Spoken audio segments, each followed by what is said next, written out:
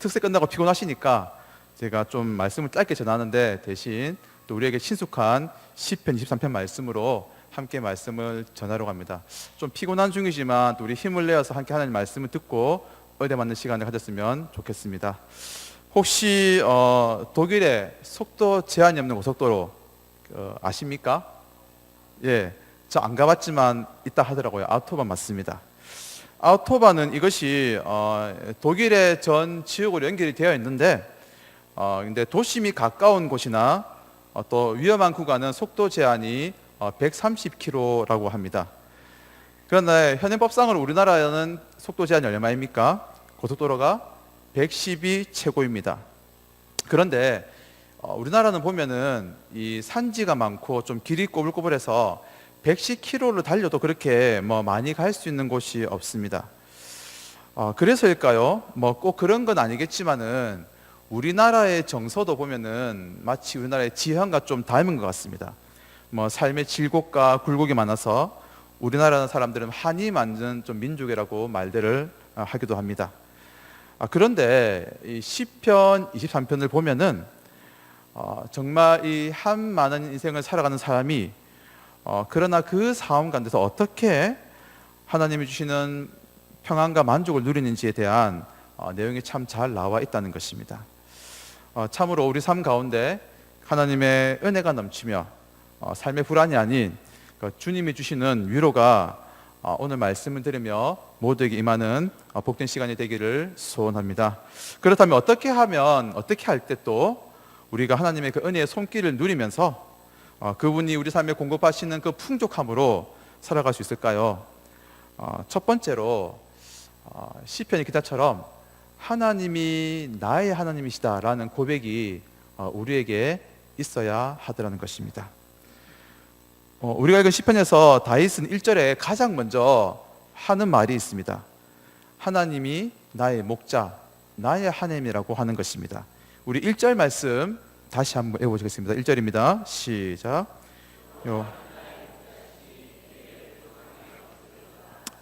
아멘. 이 말은 사실 다윗이 이스라엘의 그 지나온 역사를 좀 회고하는 말이 될 수도 있습니다. 하나님께서는 과거 이스라엘 백성들을 애굽에서 이끌어내신 후에 그 백성들을 광야로 인도하셨는데 그 광야에서 만나와 메추라기로 풍족히 먹이셨고요. 밤에 해와 또 그 낮에 밤에 있는 그 달과 낮의 해이 상하지 않도록 그들을 추위와 더위에서 그들을 온전히 보호하여 주셨습니다. 이것은 마치 신실한 목자가 양떼들을 소중히 돌보며 인도하는 것처럼 하나님은 양떼라는 그 이스라엘 백성들을 돌보셨던 것입니다.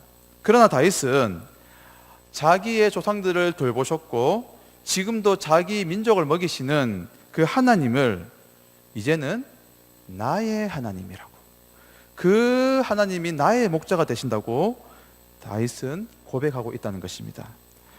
경영학에 이 제로 베이스라는 개념이 있다고 합니다. 이것은 한 기업이 더 이상 성장하지 않을 때 현 시점에서는 더 이상 돈을 벌이는 활동을 하는 것이 어렵다고 판단이 되면은 이제까지의 모든 활동과 계획과 전략을 제쳐두고 이 처음부터 다시 원점에서 시작하는 그런 경영학의 개념이라고 합니다. 그렇습니다. 우리 삶을 돌아볼 때 무너진 삶이라고 생각이 된다면 우리 믿는 사람에게 나에게 다시 한번 2019년에 하나님의 그 풍성한 은혜와 보호하심이 우리에게 있어야 한다면 우리 역시도 이 하나님과의 제로 베이스의 관계를 시작해야 한다는 것입니다. 우리가 잃어버렸던 주님을 다시 찾고 다시금 하나님과의 관계가 재정립되어야 한다는 것입니다. 물론 어떤 것이 생겨나는 것은 아닙니다. 그래서 이제는 하나님이 단지 성경에 계시는 분이 아니라 주님이 저 장로님, 저 집사님의 주님, 또 우리가 CTS나 기독교 방송을 틀게 될 때 그 방송에서 설교하시는 유명한 어느 목사님의 주님이 아니라 나의 주님이 되어야 한다는 것입니다. 오늘 시편 기자의 고백과 같이 하나님이 나의 하나님이시다, 나의 목자시다라는 고백이 우리 가운데 필요한 것입니다. 그렇게 다윗은 지금 어떻게 말합니까? 여호와가 나의 목자시기에 내게 부족함이 없다라고 이렇게 말합니다. 그런데 이 표현을 조금 더 읽어보면 놀라운 진리가 담겨 있습니다. 여러분, 부족하다라는 말 앞에 목적어가 없다는 것입니다. 보실까요? 나는 돈이 부족해, 나는 건강이 부족해, 나는 사람의 관심이 부족해. 그러나 1절에는 그런 목적어가 없습니다. 단지 뭐라고 합니까? 부족함이 없도다.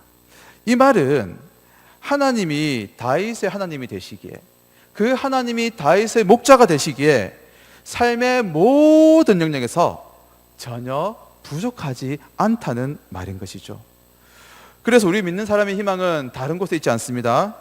하나님이 다시금 나의 하나님이 되시는 것, 주님과 나와의 이 관계가 새롭게 정립되는 그곳에 우리의 참된 소망이 시작이 됩니다. 이 시간 다시금 그 주님과의 관계를 새롭게 하시며 다시 한번 그 하나님이 나의 하나님이 되신다는 고백으로 나아가는 모두가 되시기를 간절히 소원합니다. 둘째로, 하나님은 그렇게 우리의 인생에서 가장 고통의 순간에도 함께 하심을 믿는 믿음으로 살아간다는 것입니다. 우리 본문 4절 다시 한번 함께 읽어보시겠습니다. 시작. 내가 사망의 음침한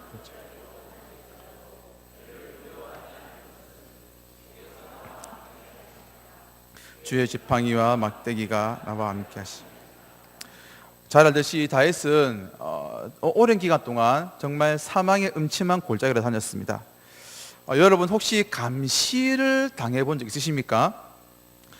군대를 다녀오신 분들은 아마 이 감시라는 단어를 조금 몸으로 겪었을 것입니다. 저도 이 군대에 입대하고서 이제 첫 자대 배치를 받았습니다. 내무실에 딱 들어가서 제가 그냥 살짝 눈을 돌렸는데 고참이 저를 딱 쳐다보는 것이에요. 그래가지고 놀래가지고 어떻게 하나 이래가지고 이제는 낮에는 또 이제 막사 뒤에 가서 딱 숨었거든요. 살짝 들어가니까 또 고참이 저를 딱 보고 있는 거예요. 그럼 놀랬죠. 그런데 사실은 이것은 군대에 가면 실제로 갓 입대한 이등병은 사고를 많이 칩니다.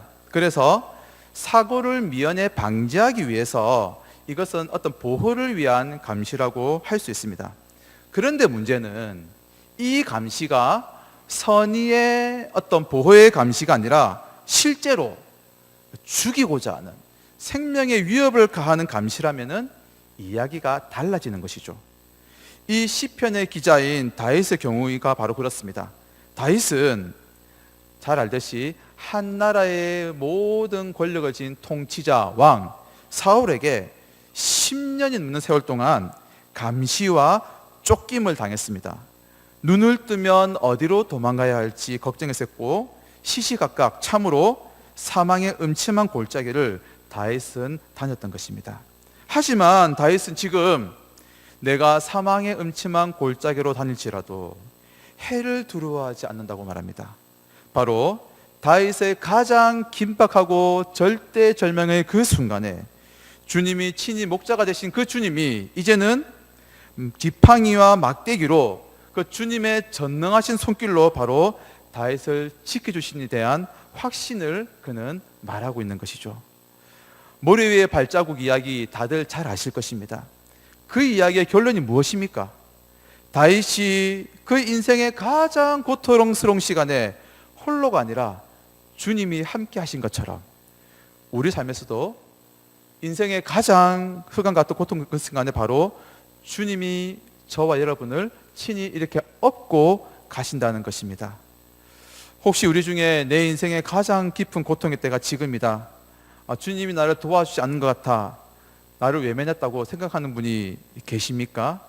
그러나 우리 주님은 우리가 가장 고통스러운 순간에 우리가 아까 불렀던 찬양처럼 너무 눈물이 나서 기도조차 나오지 않는 그 순간에도 친히 우리를 위하여 간구하는 분이심을 믿으시기 바랍니다. 예수님은 십자가에 달리실 때 자신의 제자와 세상 모든 사람들에게 외면을 당하셨고요, 그리고 결국에는 십자가에서 실제로 죽음을 당하셨습니다. 이러한 예수님에 대해서 히브리서 기자는 우리에게 다음과 같은 말을 전해주고 있습니다. 히브리서 4장 15절 말씀을 제가 여러분들에게 읽어드리겠습니다. 우리에게 있는 대제사장은 우리의 연약함을 동정하지 못하실 이가 아니요 모든 일에 우리와 똑같이 시험을 받으신 이로되 죄는 없으시니라. 여러분, 배가 고파본 사람은요, 배가 고픈 사람의 심정을 알고요, 또 이 어떤 사랑하는 사람에게 거절당한 경험 있는 사람은 또 거절당한 사람의 심정을 이해하는 것입니다. 우리 예수님은 이미 이 땅에서 성육신하여 오신 이후에 사람들에게 수도 없이 거절당하셨고 외면당해 보셨기에 지금 사람들에게 외면당하는 우리를 이해하신다는 것입니다. 또한 우리 죄를 위하여 죽음의 고통을 그의 몸으로 친히 겪으셨기에 이 세상에서 정말 우리가 온갖 병과 그 죽을 것 같은 고통에서 살아갈 때 우리의 아픔을 예수님은 누구보다 이해하시는 것입니다. 그런 주님은 우리의 상처를 감싸주기 원하고 또한 풀어주기를 원하십니다. 우리 혼자 그 고통을 해결할 수 없기에 우리를 외면하거나 떠나지 않으시는 것이죠. 지금 인생의 흉년을 만나 인생의 질고 중에 있는 성도님들이 있으시다면 이 순간 우리 옆에 그 주님이 계심을 확신하시기 바랍니다. 그 주님이 바로 우리의 손을 잡고 우리를 얻고 가시는 것을 믿으시기 바랍니다. 그리하여 그 주님을 바라보시며 십자가에 흘리신 그 사랑을 힘입어 죽음의 고통 같은 현실을 이겨내는 모두가 되시기를 소원합니다. 마지막으로 살펴볼 것은 우리가 이 주님의 손길에 이끌려서 살아갈 때 이제 우리는 여호와의 집에 영원히 거하는 은혜를 누리게 된다는 것입니다. 우리 6절 말씀 다 함께 마지막으로 읽어보시겠습니다. 6절입니다. 시작.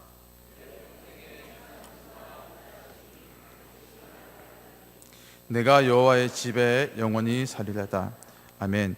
다윗은 6절을 마무리하면서 단정적이고 확신에 찬 어조로 그의 뜻을 우리에게 전달하고 있습니다. 무엇이라고 말합니까? 선하심과 인자심이 어떻게 반드시 따른다는 것입니다. 그 결과 우리는 여호와의 집에 영원히 거하게 된다는 것입니다. 이 말은 무슨 말이냐면 한 집에서 거주하는 살아가는 구성은 우리가 무엇이라고 부릅니까? 두 글자로 가족이라고 식구라고 부르기도 하죠. 물론 자녀가 결혼해서 출가를 했거나 또는 군복무나 유학 등의 이유로 떨어져 살더라도 한때는 한 집에서 살았습니다. 지금 다윗이 말하는 여호와의 집에 거한다, 산다는 말은 바로 우리와 하나님이 이미 가족의 관계에 되어 있음을 가리키는 표현입니다. 그러면 우리는 어떻게 하나님과의 가족의 관계가 되었습니까? 예수님으로 말미암아 우리가 하나님의 자녀가 된 것입니다. 그리고 자녀는 부모가 공급해주는 모든 것이 있기에 살아갑니다. 다윗은 그 사실을 말해주고 있죠. 뭐라고 말합니까? 내 평생의 선하심과 인자심이 반드시 나를 따르느니. 아멘. 하나님께서 아버지 된 그 하나님이 자녀된 우리에게 반드시 부어주실 것이다. 그리고 그 반드시 부어주시는 선하심과 인자심으로 우리가 살아간다는 것입니다. 그 말은 하나님 아버지가 가지신 그 부요와 능력이 우리의 것이 되며 하나님이 누리시는 그 평안이 우리에게 주어지는 그 자녀의 특권으로 우리가 살아간다는 것입니다. 그렇게 한평생 우리는 주님의 선하신 손길을 따라가다가 결국에는 저 천국에서 여호와의 집에서 주님과 함께 영원히 거주하게 살게 되는 것입니다. 그곳은 더 이상 눈물이 없고요, 슬픔이 없으며 죄로 인한 고통이 없고 이별의 눈물이 없는 곳이 바로 우리가 살게 된 여호와의 집인 것입니다. 이것이 바로 우리가 여호와의 집에 영원히 거한다는 말씀입니다. 그래서 여호와의 집에 영원히 거하는 그것이 바로 은혜인 것입니다. 우리를 자녀 삼아 주신 은혜, 자녀가 된 이후에 선하심과 인자심을 베푸시는 은혜, 마침내 부족한 우리를, 죄 많고 연약한 우리를 천국으로 인도하셔서 영원히 살게 하신 은혜가 바로 저와 여러분이 받은 은혜임을 믿으시기 바랍니다. 그래서 이 은혜를 바로 알고 되새기는 여기에서 우리는 역경을 이겨내고요, 세상을 헤쳐나갈 힘을 얻게 되는 것입니다. 2019년의 이 한 해, 그리고 남은 우리의 인생이 얼마가 되었든지 오직 이 은혜만을 굳게 붙들고 나아가는 모두가 되시기를 바랍니다. 말씀을 맺겠습니다. 한 가지, 이번 주에 어떤 지방자치단체의 의원이 여행에서 물을 일으킨 그런 사건이 보도가 되었습니다. 그런데 그 기사를 자세히 읽어보면서 세상은 모두가 자기의 욕심을 위해 살아가고 하는 것을 좀 느꼈습니다. 물론 저는 이것은 정치에 관한 이야기가 아닙니다. 자치단체 주민들은 침체된 도시가 다시 활기를 띠는 그런 희망을 원했고, 그래서 의원들이 가는 연수에 기대를 걸었습니다. 그런데 결과는 실망스러웠던 것입니다. 그 기사를 보면서 저는 만약 내가 저 어떤 그 모 군의 의원이었다면 그렇게 폭행을 하지 않더라도 연수를 핑계 삼아서 여행을 나 역시도 그냥 아무 생각 없이 잘 다녀왔을 거라는 그런 생각을 해보았습니다. 그러면서 결국 사람이란 늘 자기 좋을 대로 욕심대로 살아가는 존재구나라는 그런 신뢰할 수 없는 나약한 존재임이 우리 인간임을 한번 깨달고 생각해 보았습니다. 저는 우리 교회의 모든 성도님들께서 이 광야 같은 세상, 사망의 음침한 골짜기를 지나실 때 신뢰할 수 없는 나약한 존재인 그 사람이 아니라 오직 주님의 선하신 손길에 이끌리는 복된 삶을 사셨으면 좋겠습니다. 그러기 위해서 먼저 우리는 하나님이 나의 하나님이라는 고백이 우리에게 있어야 할 것입니다. 또한 그 주님은 우리 인생의 고통의 때에 우리를 외면치 않으시며 우리와 함께 하시는 분이심을 확신하시기 바랍니다. 그렇게 우리가 주님의 손에 이끌려 나아갈 때 그분의 선하심과 인자심이 반드시 따름으로 말미암아 우리는 여호와의 집에 영원히 살게 될 것입니다. 마침내 저 천국에 이르러 영원한 복락을 누리게 될 것입니다. 우리 평생에 살아가는 날 동안 주님의 그 선하신 손길이 모두에게 함께 하시기를 주님의 이름으로 간절히 축원합니다.